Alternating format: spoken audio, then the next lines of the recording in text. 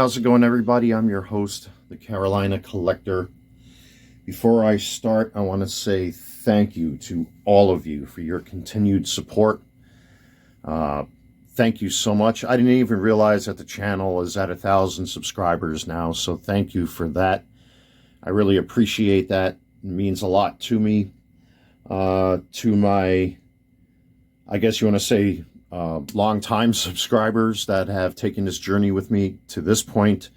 I want to thank all of you in particular for continuing to support me in the channel and supporting each other. Your kind words and comments have, really inspired me to not give up. And I know my content lately has been dire and negative. And in the spirit of the channel, I wanted to do the review in which I intended to do up until this recent travesty began. So thank you so much once again to all of you for helping to support myself and the content and supporting each other when it comes to hobbies. This is why I made a video fairly recently about the importance of hobbies. Sometimes you just need to escape reality. And right now, I have a little too much reality on my mind. So, but thank you, everyone. And also, thank you to my eBay customers. If you want to help to support the channel, check out my eBay store, the Carolina Collector 001. The link is in the description box below. I do have 2 orders that I have to get out tomorrow. I believe one is a Jackson Merrill True Rookie, and then I sold an HFA, I believe, from Topps. So, and I know I have to do a bit of a relist because you guys have been cleaning me out. So thank you for supporting my eBay store. I'm going to try to list some new listings at my earliest convenience. So with all of that being said, let's do the review that I intended to do before all of this mess started. So what you're looking at right here is my brand new Aaron Judge 2025 Nike limited player jersey. Now, this jersey retails for $174, I believe, on their website. As far as MLB.com is concerned, this is also on Fanatics and several other legitimate websites. But it was weird this time around because on the Fanatics website, they had a shipping code so that this way you get free shipping. But over at MLB.com, they had a price discount code. So instead of paying like $180 something or whatever it is with taxes and whatnot, this jersey actually ran me like $135 or something like that. So I couldn't, there was no way I was going to resist. Even though I have an elite version of this particular jersey. That's my Anthony Volpe authentic elite jersey, which I believe I've done a review on already. So we'll turn it around and you'll see Volpe's number 11. I could not resist getting myself an Aaron Judge home jersey. But I really didn't want to shell out for another elite jersey unless I can get a super discount. But when I saw the price of this guy, I'm like, there's no way I'm going to resist. And I also have the Aaron Judge away jersey. This is the limited player release. So it's a really, really nice jersey. And this has last year's sponsor patch on there. It's starting to peel a little bit. I'm going to have to take the iron to it. But it's one of my favorite jerseys. I wear all my stuff. I don't just, buy stuff to shelve. Like what you see with most of my sneakers up there. I mean, I do wear my sneakers, but there's 1 or 2 of them that I just don't wear for various reasons. But I'm not going to get into that. I think I talked about that on the channel already. But I wanted to show this to you. So this is the new sponsor patch that the Yankees are now wearing on their sleeves. And depending on what side they bat on, for example, like with Aaron Judge, he wears it, on his left sleeve. Some players wear it on the right sleeve so that this way you could see it on camera. That was the whole point of these, But, yeah, so I picked this up on eBay. Basically do a search, New York Yankees star patch. And you should be able to find these quite easily. I think I paid $15 each for these patches. I was thinking about doing a patch swap on that jersey, but I'm like, let me just leave it as is, because sometimes I can get like a little OCD with my sports gear. So, well, let's dive into this jersey again. I got very lucky. This is $138 or something like that. So I got a really, really sick discount code from MLB.com. I had to take advantage of it. And we'll take a closer look. As you can see there, we got the Nike swoosh. And it is stitched through. It's not ironed on or anything like that. A lot of fakes have these ironed on. And I believe the lower tier jerseys, they may iron these on too. I'm not sure. But, you know, the New York Yankees, they never wear names on their back. It's, you know, traditionally plain on the back with just the numbers with no names. So, but I think those jerseys with the names on them may have this ironed on. I don't know. You can comment in the comments section if you own one. I really don't know.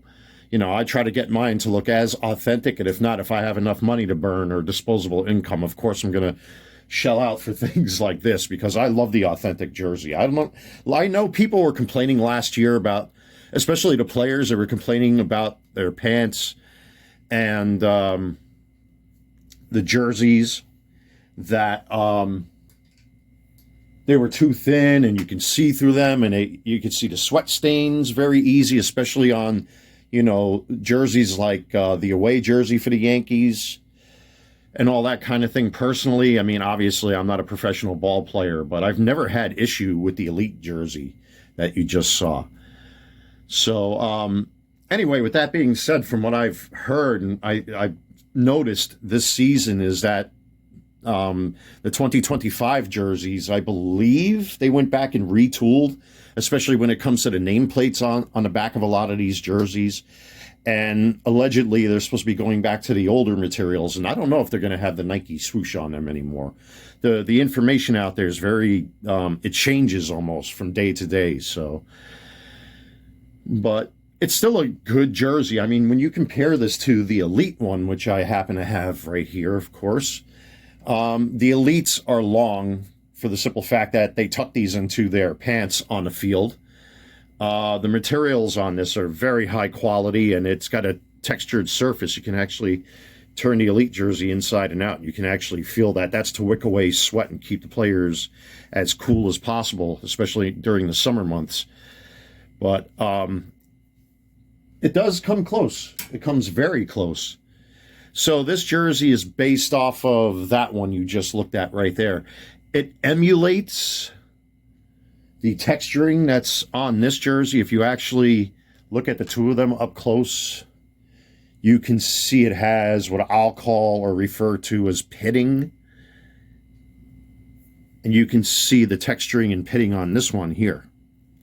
So it's very similar. I mean, you know, if you're a noob, or, you know, Joe average guy, I mean, if you were really to look at this jersey, you would think it was a jersey right off of Aaron Judge's back. I mean, it's very close to what the players wear on the field. Now, the authentic jersey obviously has the inside tag here, but the limited player release has the tag heat transferred right here.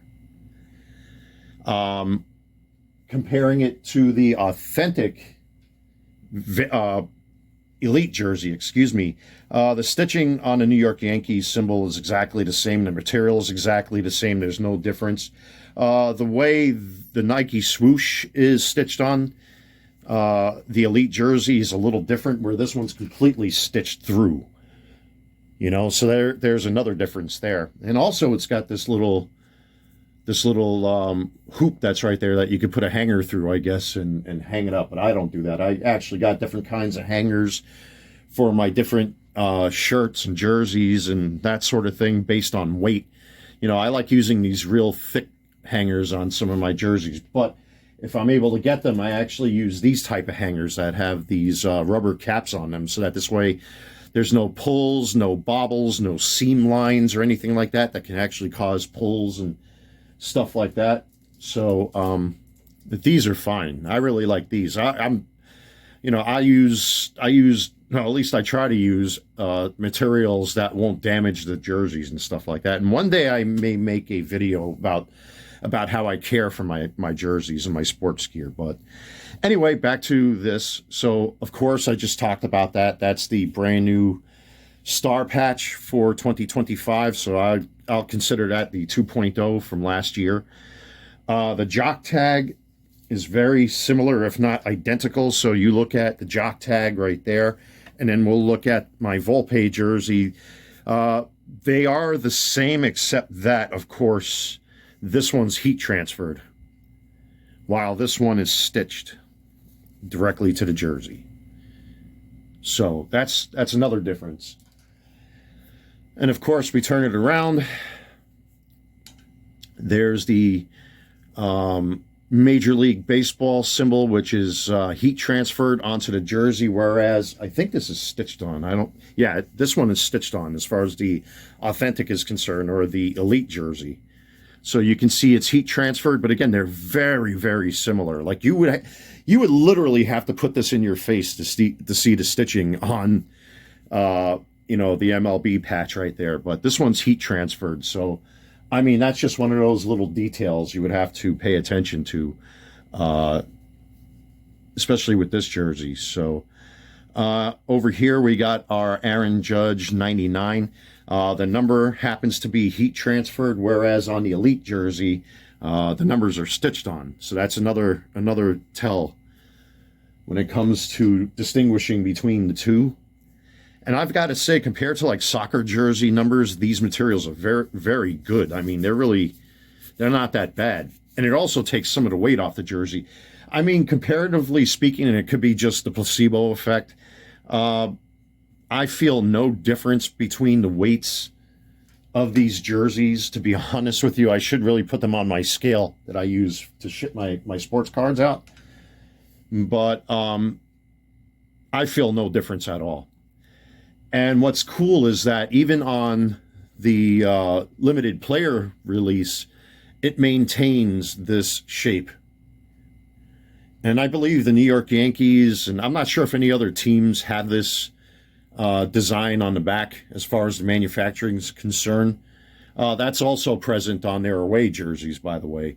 But I think the Yankees are one of a few teams that actually have this type of cut on the back. And you can see that with the Elite jersey, my Volpe. So, and another tell that this is I guess I want to call this a second tier jersey. Obviously, that's the top dog right there, and this would be like level 2, I guess, if you want to say that. The jersey is not as long; it's not cut the same way. So, if you look at the Vapor Elite, I got to really reach up here. I mean, this thing is super, super long because they tuck their jerseys in. And you could technically tuck this jersey in, though it will look kind of ridiculous to do so. Most guys tend to wear their jerseys outside their pants, but it's nowhere near as long as the Elite version. So that's another tell. So we'll turn this guy back around. I believe there's a care tag, or at least there should be. Yes, okay. And there's the care tag on the inside. And you can see inspected by 14. So you want to make sure you got a good product. That's what you should see. So there it is. It was manufactured in 2024. But again, I see no difference or anything to indicate that they made any kind of changes, at least for this particular jersey. So I couldn't tell you. But from what I did read, loosely on the internet, they're supposed to be going back to these jerseys and going back to the older materials. I actually have, now that all my jerseys are out here, now that I've basically reclaimed my clothing rack here, let me pull out one of my replicas here. Here, that's a Don Mattingly Mitchell & Ness home jersey. And of course, if you really look at the label and stuff like that, it should be almost pure white. You should see this type of tag. I know there are different manufacturers, and a lot of Mitchell & Ness jerseys are made in several different countries, including the U.S., but that's the tag right there for this jersey.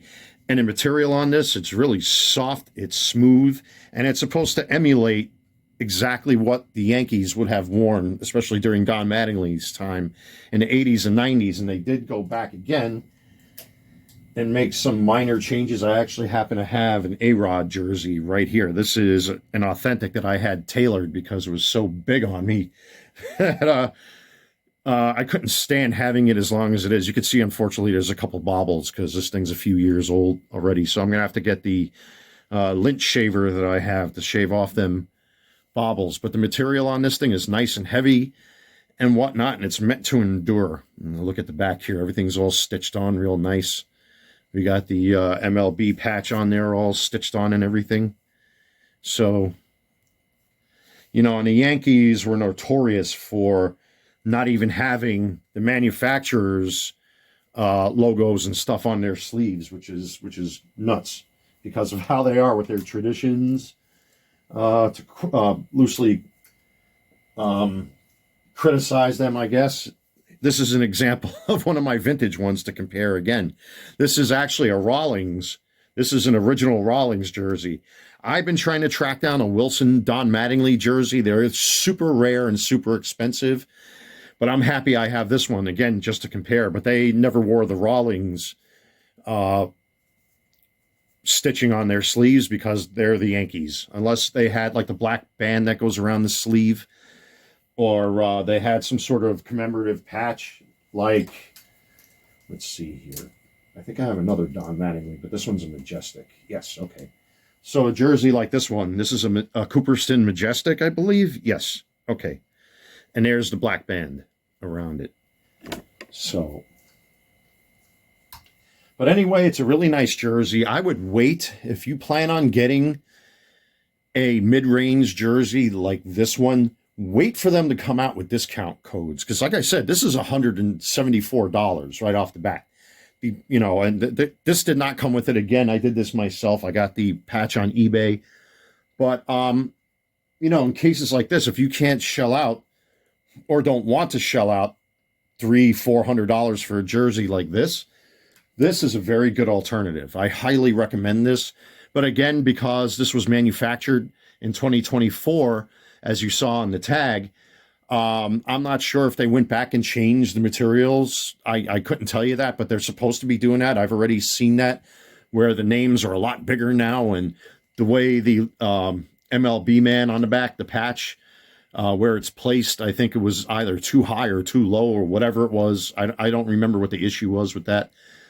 But apparently, yeah, they're going back to the drawing board, and they're supposed to change everything to the older stuff. So, but I'm completely happy with this jersey. I got no complaints about it. I got it for what I consider to be a great deal.